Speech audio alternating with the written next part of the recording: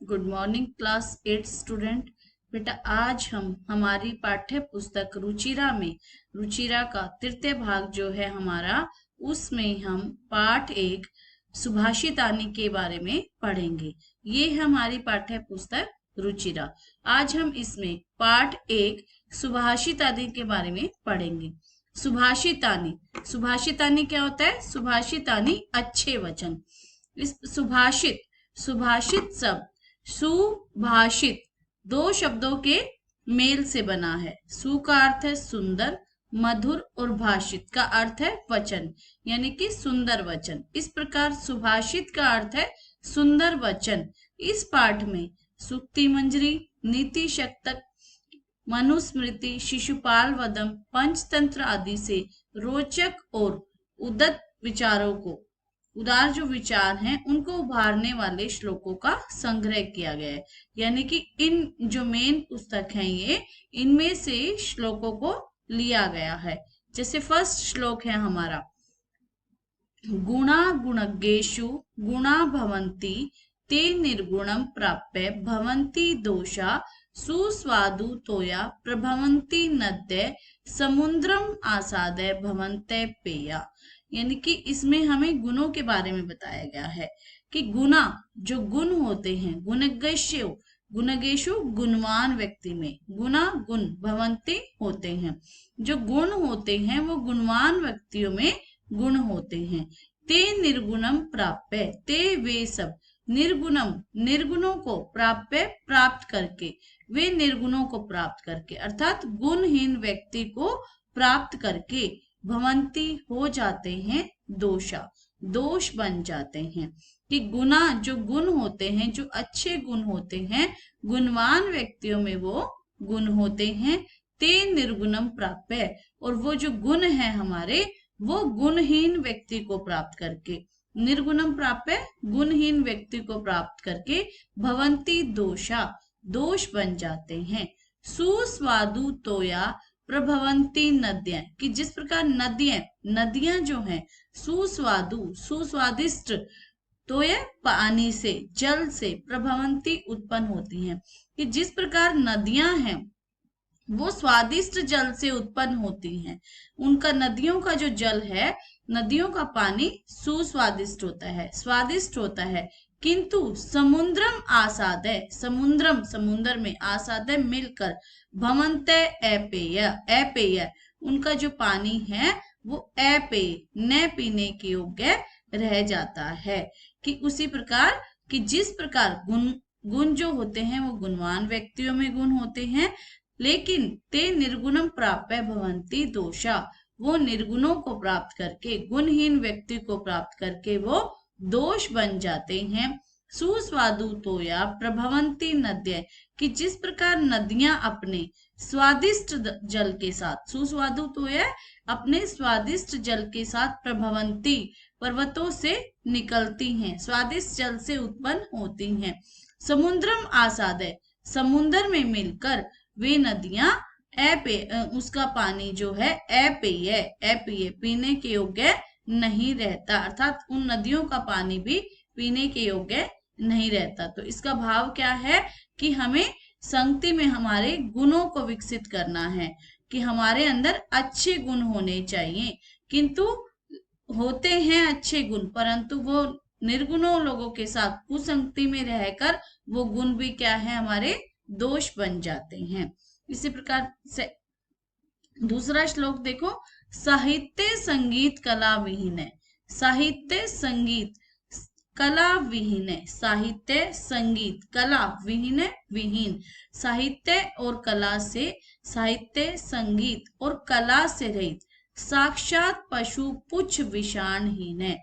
कि जो मनुष्य है साक्षात पशु, वो पशु के समान, साक्षात पशु के समान है, पुच्छ पूंछ, विषाण सींग, और हीन रहित, कि वह मनुष्य पूंछ और सींग के बिना साक्षात पशु के समान है। कि जो व्यक्ति, जो मनुष्य साहित्य संगीत कला से रहित है, अर्थात जिस व्यक्ति को साहित्य संगीत और कला का ज्ञान नहीं है, वह मनुष्य पूछ विषाणहीन है, पूछ और सींग के बिना साक्षात पशु के समान है।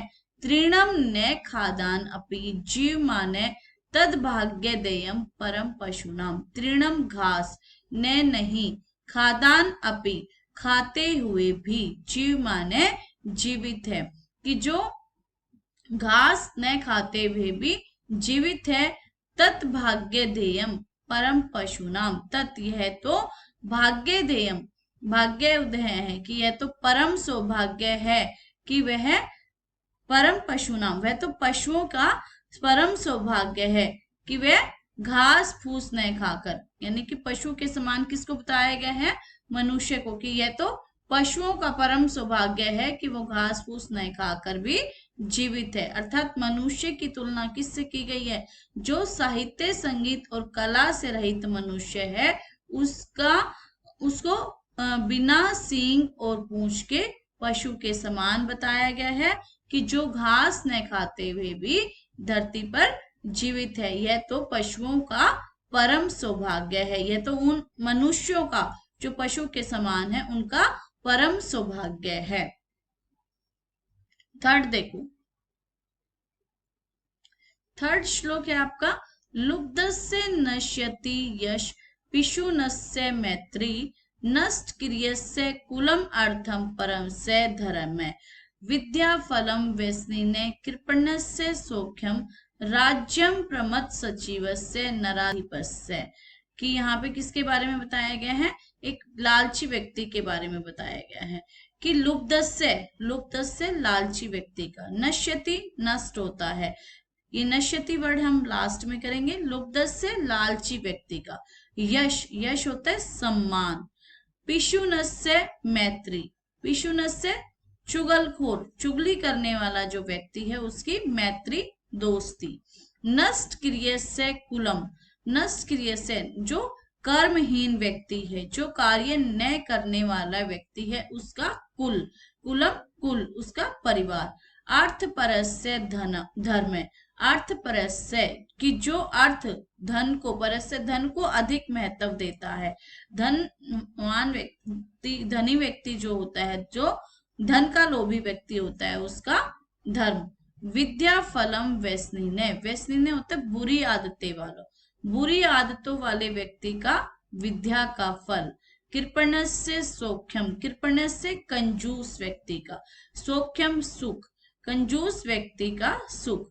राज्यम प्रमथ सचिवस्य नराधिपस्य, राज्यम राज्य, प्रमथ आलसी, सचिवस्य मंत्री का, आलसी मंत्री के, नराधिप से राजा का, नरा अधिपस्य, नर अधिपस्य है राजा का, राज्य।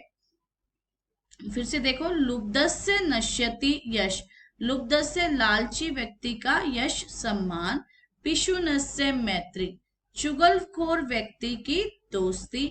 नष्ट क्रियस्य कुलम अर्थम, नष्ट क्रियस्य जो कर्महीन व्यक्ति है उसका कुल, उसका परिवार। अर्थम परस्य धर्म, और धनवान व्यक्ति का, जो धन को अधिक महत्व देता है उस व्यक्ति का धर्म। विद्या फलम व्यसनिने, विद्या फलम व्यसनिने कि जो बुरी आदतों वाला व्यक्ति है उसका विद्या का फल। कृपणस्य सुखम, कंजूस व्यक्ति का सुख। राज्यम प्रमथ सचिवस्य कि आलसी मंत्री वाले राजा का, नराधिपस्य राजा का राज्य। नश्यति नष्ट हो जाता है कि जो लालची व्यक्ति है उसका यश, चुगलखोर व्यक्ति की दोस्ती, कर्महीन व्यक्ति का परिवार, धन को अधिक महत्व देने वाले का धर्म, बुरी आदतें वाले व्यक्ति का विद्या का फल, कंजूस व्यक्ति का सुख, और आलसी राजा वाले राजा का, आलसी मंत्री वाले राजा का राज्य नष्ट हो जाता है। अर्थात यदि व्यक्ति को सम्मान चाहिए, सम्मान चाहिए तो वो क्या ना करे, लालच ना करे। अगर उसको दोस्ती चाहिए तो वो चुगली ना करे, चुगली से बचे। अगर उसको परिवार चाहिए तो कार्य करे, और बुरी आदतों से बचना चाहिए उसे, और उसे कंजूस मतलब कृपण्य से, कंजूस व्यक्ति नहीं होना चाहिए, उसका सुख नष्ट हो जाता है। उसे सुख चाहिए, जीवन में सुख चाहिए, तो वह कंजूस न बने।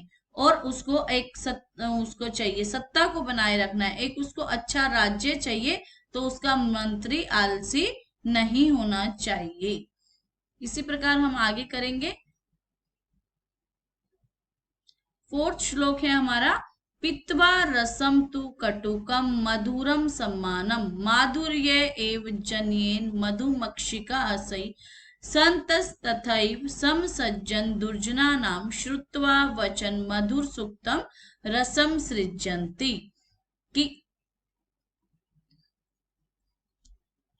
पित्वा रसम, पित्वा पीकर, रसम रस को, तू तो, कटुकम कड़वे, मधुरम मीठे, समानम एक समान, माधुर्यम एव, माधुर्यम एव मधुरता ही, जन्येन उत्पन्न करती है, मधुमक्षिका असौ, कि मधुमक्खी, असौ यह मधुमक्खी, जिस प्रकार यह मधुमक्खी, पित्वा रसम, कि उसके फूल के जो रस को है, कड़वे और मधुर मीठे रस को पीकर एक समान, समानम एक समान, माधुर्य एवं जन्येन, कि माधुर्य एक मिठास ही उत्पन्न करती है, संतस तथैव, संत व्यक्ति भी, तथैव जिस प्रकार, सम सज्जना नाम दुर्जना नाम, कि सज्जन और दुर्जन, अच्छे और बुरे लोगों की, श्रुत्वा वचने, श्रुत्वा सुनकर, वचने